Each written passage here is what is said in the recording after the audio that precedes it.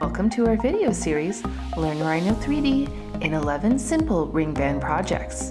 In this video, I'll take you through working with three-dimensional shapes. 3D objects in Rhino are made up of surfaces, like a sheet stretched across a wireframe.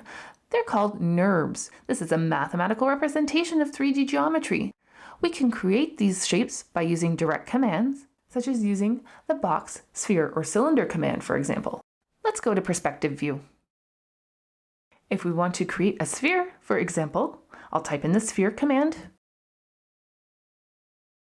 I'll center it on the construction plane, draw out my cursor, and you can see I've created my three-dimensional sphere. If we want to create a cylinder, for example, I'll type in the cylinder command, create the base, give it some height, and now I've created a cylinder on the construction plane. I can also create surfaces from two-dimensional curves using the Extrude Planar Curve option on custom polygons. Let's go ahead and delete these objects first. Let's create a star, for example. I'll enter in the polygon command.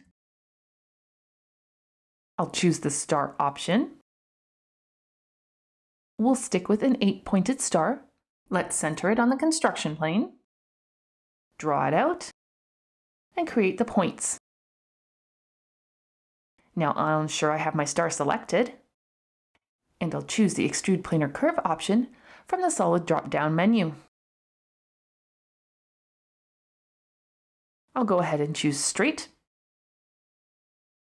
and now I can draw out my three-dimensional object.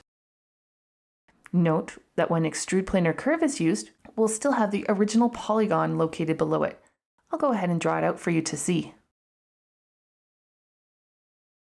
We have our polygon and its corresponding extruded shape. You should now have a good overview of working with creating basic 3D shapes in Rhino through the use of direct commands and extrudes. We'll be using these commands a great deal when creating our ring projects. Stay tuned for the next video, Moving Objects.